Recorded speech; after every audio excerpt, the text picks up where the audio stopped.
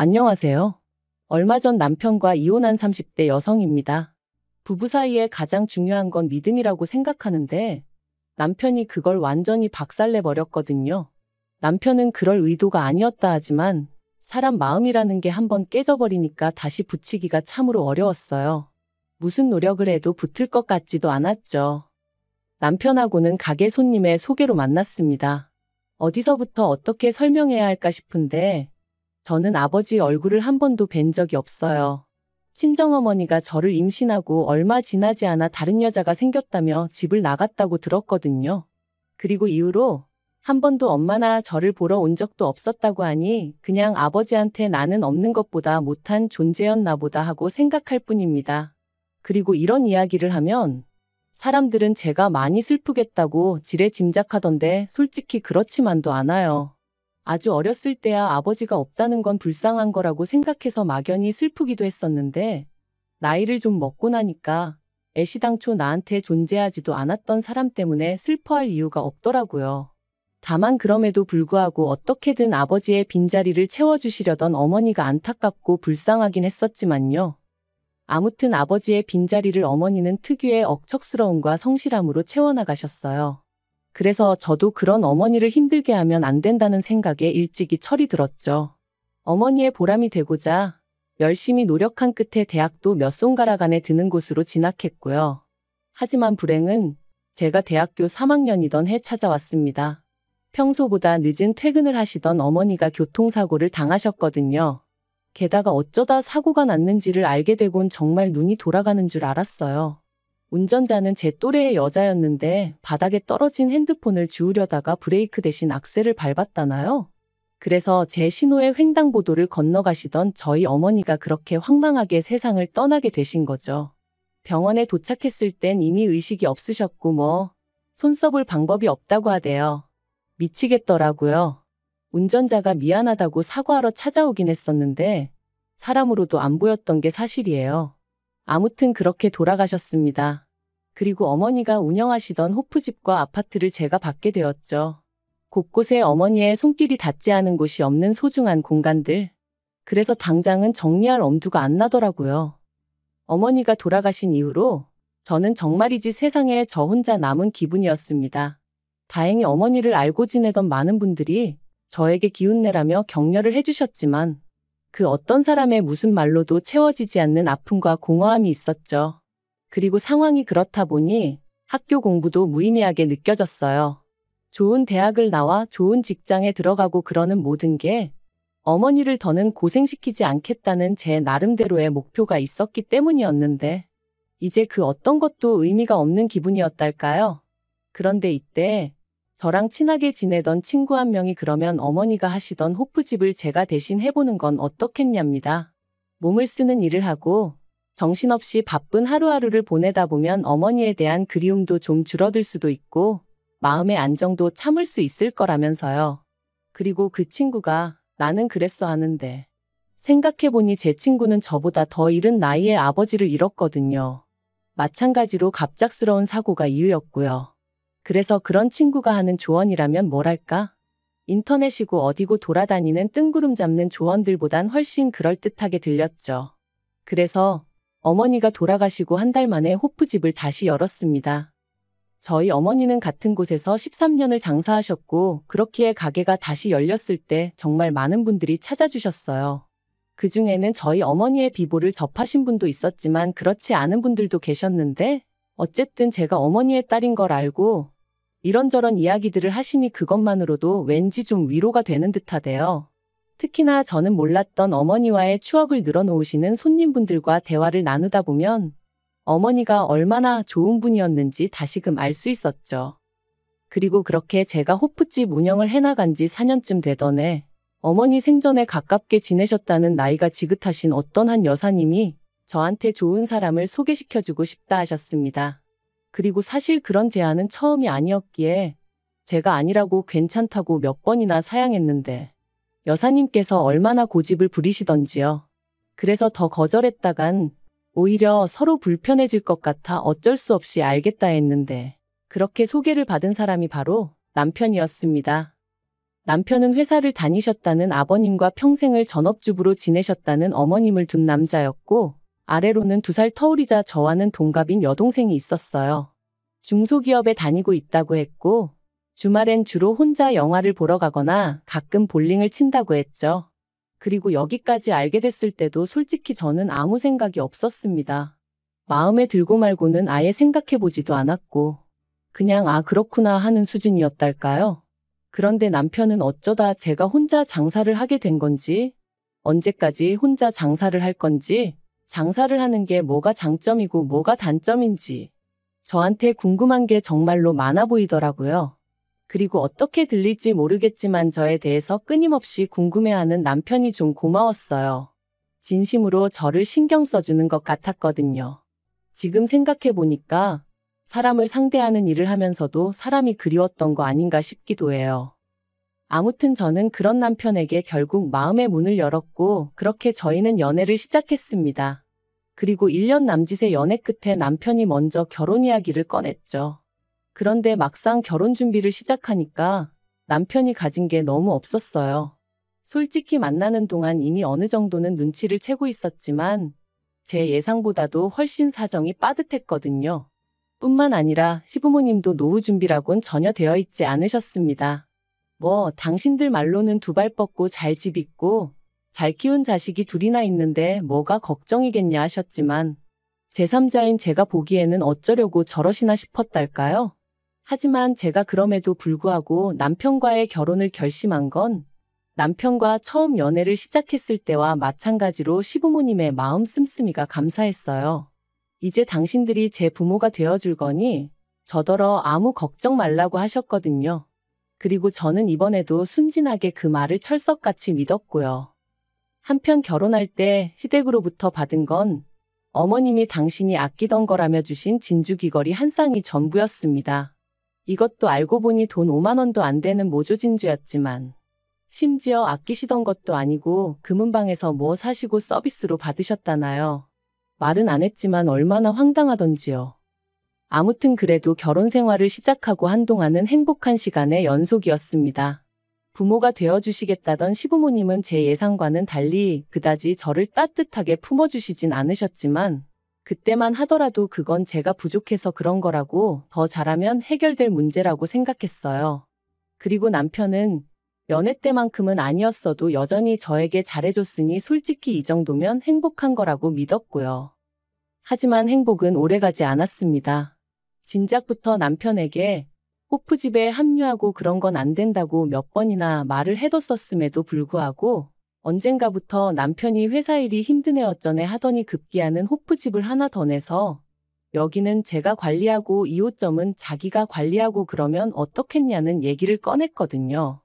그리고 2호점을 열게 되면 신우 용돈 벌고 시부모님도 나와서 일을 하실 수 있으니 2분 노후에도 도움이 되네만 해 하는데 솔직히 2호점이나 마나 가게도 돈이 있어야 여는 거잖아요. 그래서 제가 자본이 있냐니까 지금 우리 사는 아파트나 아니면 1호점 담보 삼아 대출 좀 받으면 되는 거 아니냐는 거예요. 그래서 그게 무슨 소리냐 하고 대충 웃어넘겼습니다. 짜증낼 가치도 없다고 생각했거든요. 그런데 남편은 이후로도 정말 3, 4일에 한 번은 출근하기 싫래. 회사 일이 힘들어 두드러기가 나네 어쩌네 별소리를 해가며 자기도 저처럼 사장소리 들어가며 일을 하고 싶다. 그리고 그럴 때마다 저는 남편을 어르고 달래느라 정신이 없었죠. 사실 지금 같으면 헛소리 좀 하지 말라고 화라도 냈을 텐데 그때는 힘들다는 사람을 몰아붙인다는 게 저도 힘들었던 때가 있었고 또 어쨌든 제 유일한 가족이었으니까요. 그래서 어떻게든 최대한 마음 상하지 않는 쪽으로 이해시키려고 했던 거예요. 그러다 또 그날도 남편이 할 이야기가 있다며 운을 띄웠습니다. 저는 또 그놈의 2호점 타령인가 싶어서 벌써부터 진저리가 나고 있었고요. 그런데 남편은 뜻밖에도 신우 이야기를 꺼냈습니다. 참고로 제가 저랑 신우를 비교하자는 것도 아니고 제가 신우보다 낫다 뭐 이런 이야기를 하자는 건 더더욱 아니에요. 하지만 저희 신우 참으로 답이 안 나오는 사람입니다. 가진 거라곤 대학 졸업장 그거 하나가 전부였고 이후로는 매번 이런저런 핑계를 대까며 하다못해 아르바이트조차 6개월 이상 하지를 못한다고 들었거든요. 제일 오래 한 게 복권 파는 곳이었는데 그나마 거기는 4개월을 넘겨서 시부모님이 드디어 정신 차렸나 하고 무척이나 좋아하셨다는 얘기가 있을 정도였으니. 그런데 남편이 그 신우를 저희 호프집에서 아르바이트생으로 좀 써주면 안 되냐대요? 아무래도 자기가 보기에 자기 동생이나 또 많이 가리고 그러니까 아는 사람 가게에서 일하면 좀 낫지 않을까 싶다면서 말이죠. 그리고 저는 솔직히 내키지 않았던 게 사실이에요.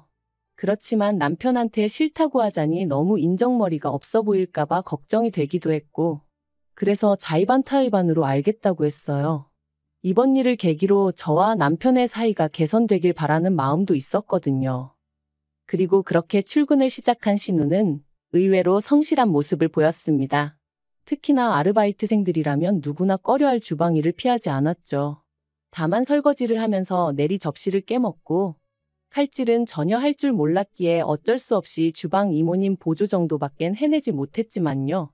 그래도 처음부터 큰 기대를 가지고 있던 건 아니었기에 그러려니 하고 넘겼습니다. 월급도 하는 일에 비해 넉넉히 챙겨줬어요.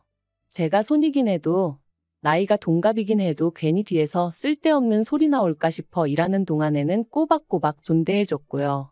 그런데 그럼에도 불구하고 그렇게 제 뒤통수를 칠 줄은 몰랐네요.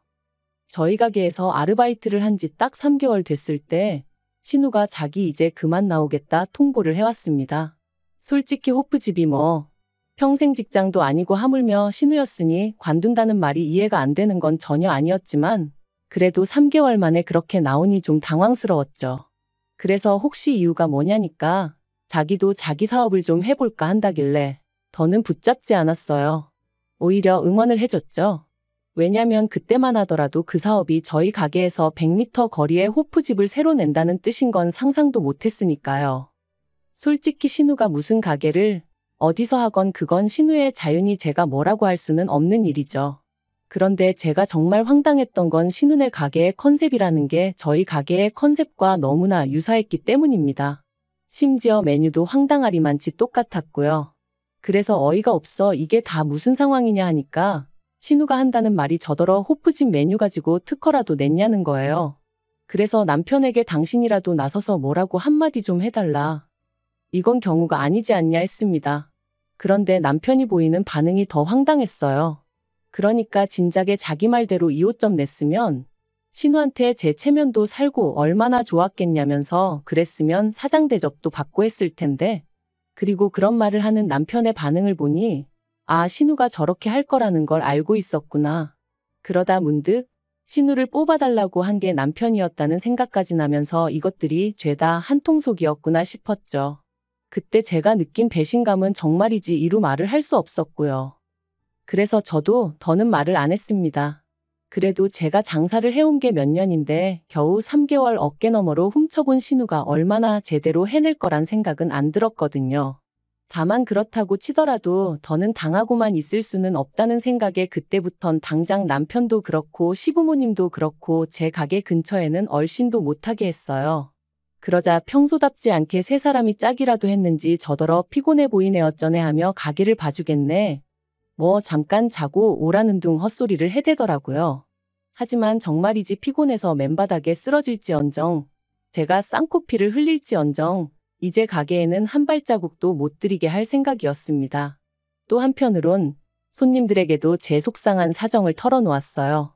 그래도 친정어머니 때부터 오랫동안 찾아주시던 분들이셨기에 저에게는 이모 같고 삼촌 같은 분들이 많았거든요. 그리고 제 예상대로라고 해야 할지 다들 당신들 일처럼 어이없어 하시고 화도 내주시고 그리고 그중 몇몇 분은 직접 신우네 가게에 찾아가서 그렇게 사는 거 아니라고 저 대신 호통도 쳐주시고 그러셨던 모양이에요. 신우가 전화로 명예훼손이라며 저를 고소하겠다고 난리도 아니었거든요. 하지만 그게 끝이 아니었습니다. 신우 생각에는 제가 내는 음식 맛을 흉내내는 게 별거 아닐 거라고 생각했나 본데 사실 저에게는 주방 이모님에게도 알려주지 않았던 저희 친정어머니만의 양념장 배합이 있었죠. 그러니 신우는 죽어도 제 음식 맛을 따라할 수 없었고요. 그러니 뭐 막말로 지가 저를 무슨 수로 이길 수가 있었겠어요. 결국 이래저래 인심 잃고 맛도 없으니 손님이 찾아줄 리 만무했고 그렇게 6개월 만에 가게 다 망하게 생겼다며 곡소리가 들려왔습니다.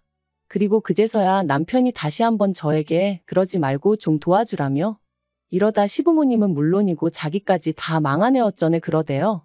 그래서 제가 그게 무슨 소리냐니까 한숨을 푹 쉬더니 실은 시부모님은 시부모님대로 자기는 자기대로 대출을 받아서 돈도 보태줬답니다. 자기는 정말 제 호프집 2호점을 차리는 심정으로 그랬다면서 말이죠. 어이가 없더라고요. 저랑 상의를 한 것도 아니면서 꾸역꾸역 2호점 타령을 해대는 꼴이라니. 그래서 그게 나랑 무슨 상관이냐 했습니다. 다들 한통속으로 내 뒤통수를 쳐놓고서 이제 와서 뭘 도와달라는 거냐고 다 같이 망하던지 어떻게 되던지 난 모른다 했죠. 그리고는 지난 6개월 동안 준비해왔던 이혼 서류를 꺼내 남편 얼굴에 집어던졌습니다. 이거나 먹고 떨어지라면서요.